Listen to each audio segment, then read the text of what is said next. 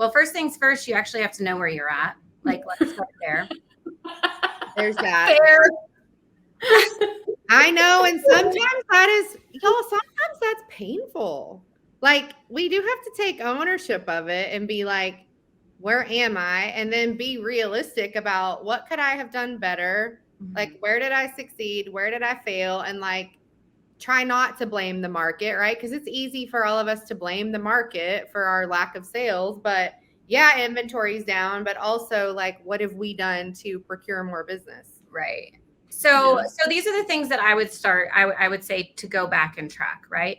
Number one thing is obviously how many closings you have had in terms of transaction count. So actually how many physical closings, and then what's your dollar volume, right? Because it's important to know, and it's important to track what your average sales price is, because I'm sure I'm not the only one in this room that wants to make more money and work less. So increasing your average sales price is a way to do that, right?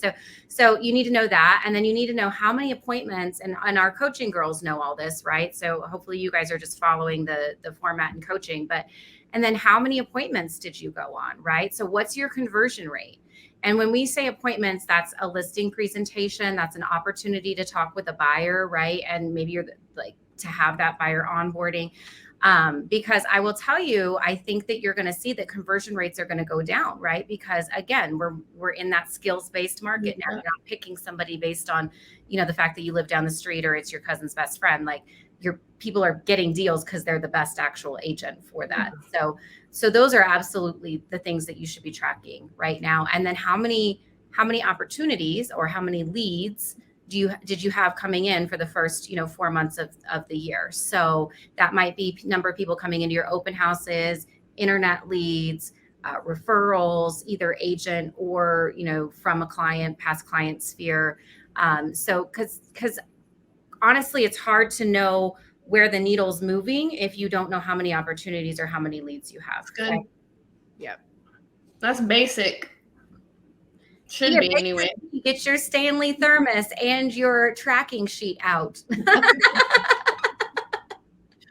And then basically you kind of touched on it, evaluate your performance, right? Reviewing all your financials halfway through the year, or in our case in May, and evaluating your performance is key.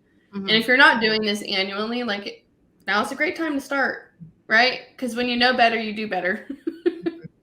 I'll say, like, I review my numbers 4 times a year. I review my numbers every quarter, right? My own quarter, I don't work off a calendar quarter because, again, I'm usually about a month ahead. But how else are you going to know? Like, I can tell you every first quarter for me is like always crap, because I push the heck out of December, especially for all my investor clients. So I don't tend to have a lot of closings in January. I could tell you, like, for the past 10 years that's the trend for me, right? Plus I usually take December off. So that's another piece. But then you should know, okay, so 60% of my business is going to come in the second quarter, right? Or it's going to come in the third quarter, so that you can kind of track and know what's going on there. Yeah. See, Donna says this, yikes, I'm only doing the basics. That's okay, but you know better now. We know better, we do better. Donna. Yeah, exactly. And that's okay. That's why we're doing this call, because so many of us didn't know that there was more to it. Right. So, yeah. Okay. So that conversion piece is huge. And a lot of people miss that, but that is so huge, because you can look at your conversion piece and then you can be real. Okay, why am I not turning these listing appointments into actual clients? Or why am I not turning these buyer appointments into actual contracts, right? Like, I think we just missed that one, and I think it's just good to look at. So yeah. Right.